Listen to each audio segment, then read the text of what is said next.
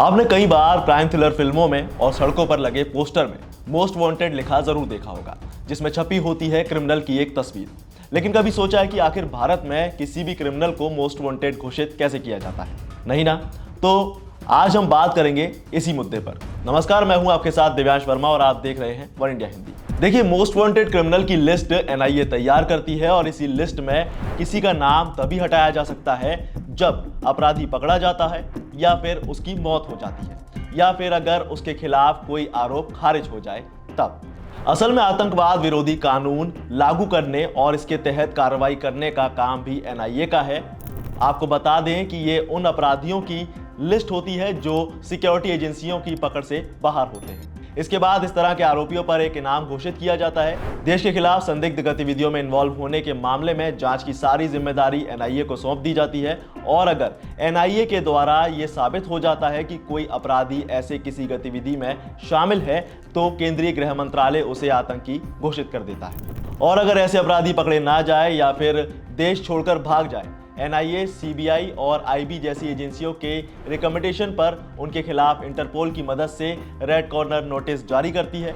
आमतौर पर red corner notice देश में अपराध करके भागे हुए अपराधियों के खिलाफ जारी किया जाता है जिनमें ज्यादातर आतंकी होते हैं। एनआईए की तरफ से ऐसे क्रिमिनल्स की सारी जानकारी इकट्ठा की जाती है, जैसे उनके किसी और देश में छिपे होने का डाटा कोई सामने आ जाता है तो, या फिर इंटरपोल का रेड कॉर्नर नोटिस, अपराध की पूरी डिटेल्स, पासपोर्ट नंबर और पहचान के दूसरे डॉक्यूमेंट्स के नंबर और घोषित इनाम को भी इस लिस्ट में शामिल किया जाता है। और मैं आपको यह भी बता दूं कि एनआईए की इस लिस्ट में दूसरे देश में रहकर भारत में आतंक फैलाने वाले क्रिमिनल्स के नाम भी शामिल होते हैं। इन मोस्ट वांटेड अपराधियों की लिस्ट में पाकिस्तान में बैठे दाऊद इब्राहिम, कनाडा में बैठकर भारत में अपराध को अंजाम देने वाले गोल्डी बराड़, लखबीर सिंह लांडा, पाकिस्तान में आईएसआई की देखरेख में कुख्यात क्रिमिनल रिंडा और दुबई में बैठे गैंगस्टर कपिल सांगवान उर्फ नंदू, अर्शदीप सिंह उर्फ अर्श डल्ला, कनाडा के पासपोर्ट पर कोलंबिया में रह रहे खालिस्तान टाइगर फोर्स में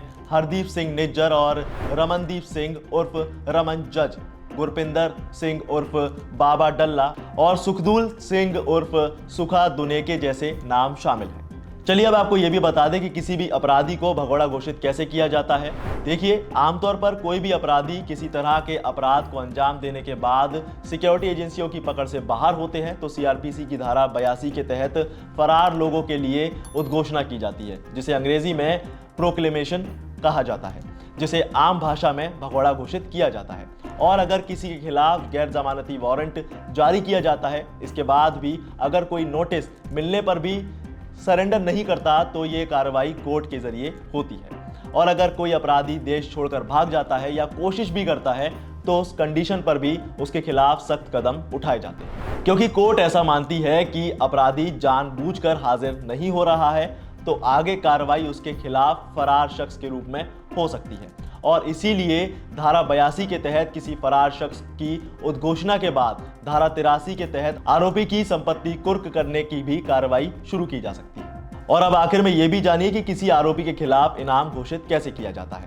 तो भाई, ये एक प्रशासनिक प्रक्रिया है और आमतौर पर इसे पुलिस ही निभाती है, जिसकी इनके पास एक लिमिट होती है कुछ अलग अलग स्टेप्स पर। हाँ, लेकिन आखिरी फैसला स्टेट गवर्नमेंट का होता है, क्योंकि कानून व्यवस्था उसी के हिसाब से चलती है। जो जितना बड़ा अपराधी उस पर उतना ही बड़ा इनाम घोषित किया जाता है। और आपको यह भी बता दूं कि भारत में सबसे ज्यादा इनाम मुफाला लक्ष्मण राव उर्फ गणपति पर रखा गया था।